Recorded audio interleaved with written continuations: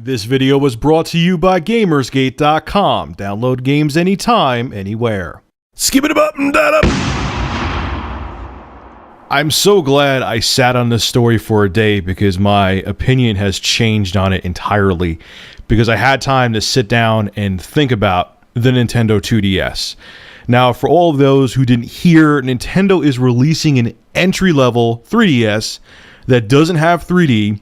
It's not clamshell design. It's literally a slab. It kind of looks like a weird shaped piece of cheese tablet. I'll have a picture right now.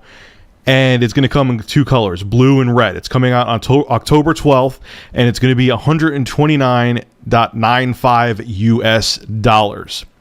Now, the beauty of having a smartphone is you guys blew up my phone yesterday around, like, I would say 2 o'clock Eastern Standard Time. I'm from the States, the East Coast in the States.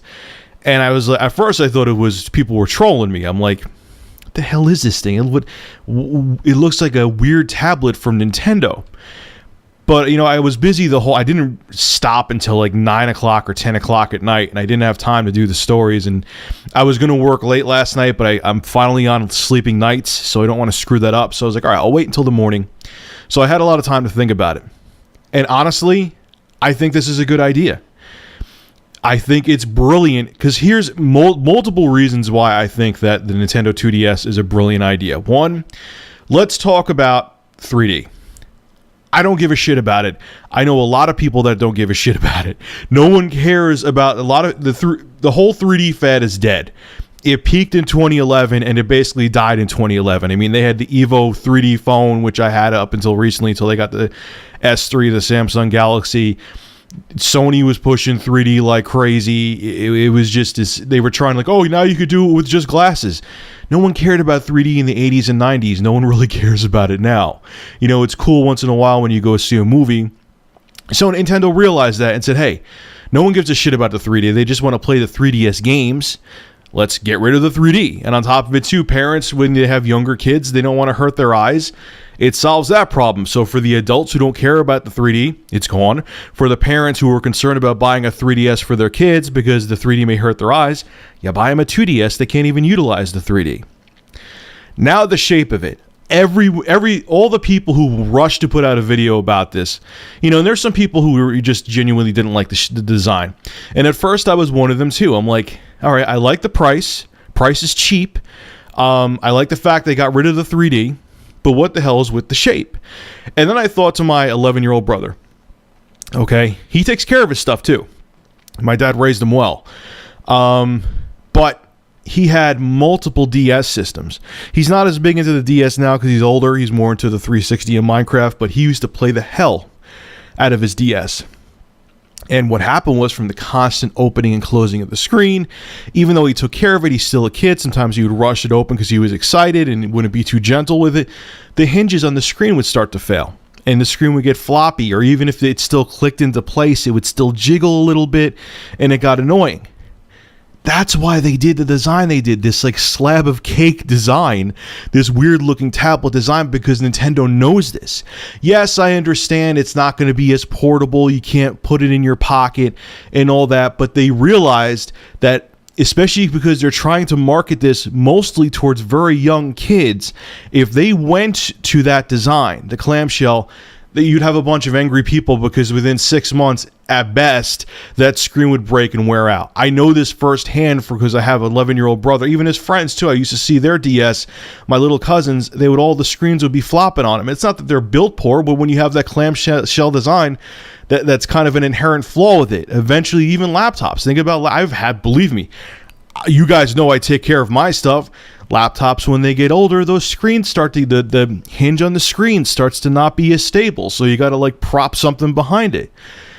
This was very well thought out, and I actually think this 2DS, I'm going to buy one. You know, I had the 3DS for all. You know what I didn't like about the 3DS, and the reason I brought it back?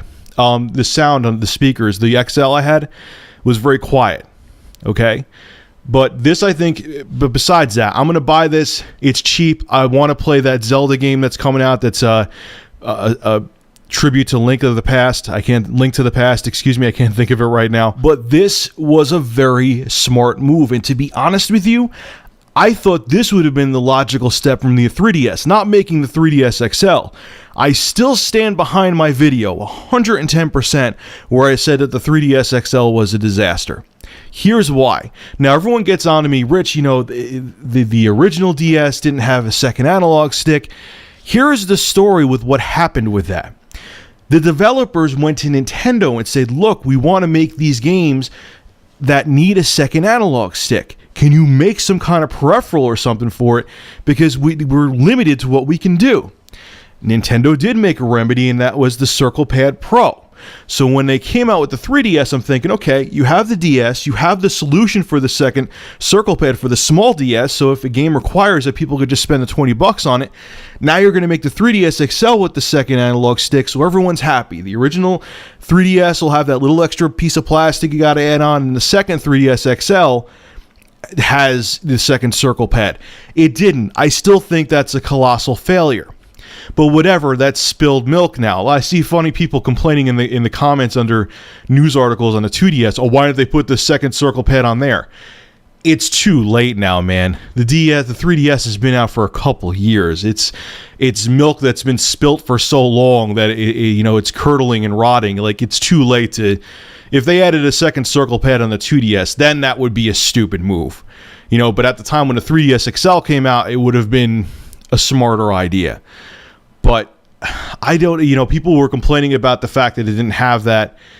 It's too late. But anyway, the bottom line is, yeah, it's a funky design. I'm going to do a review on it when I get it. It seemed comfortable. In the video I saw from Nintendo, people looked like it was, obviously it's a commercial from them, but it looked like it was comfortable in their hands. It'll be interesting to see if it actually is comfortable, but I get why they did it. I think this is a logical step to do with the 3DS hardware. I'm surprised they didn't do it sooner, and I give it a thumbs up. Yes, I'm serious. Anyway, folks, make sure to rate, comment, favorite, and subscribe. And as always, thank you for supporting Review Tech USA. Have a good one. And if you didn't play Castlevania Lords of Shadow on the consoles and you're only a PC gamer, huge shout out to Gamersgate for giving me a copy of this. Pick up this game. You get all the extra content that was downloadable content for the consoles with it too, and it runs at 60 frames per second on both my gaming laptop and my desktop PC, so you don't need powerful hardware. It looks great, runs at 60 frames per second, and this is a hell of a Castlevania game. I think it was very underrated.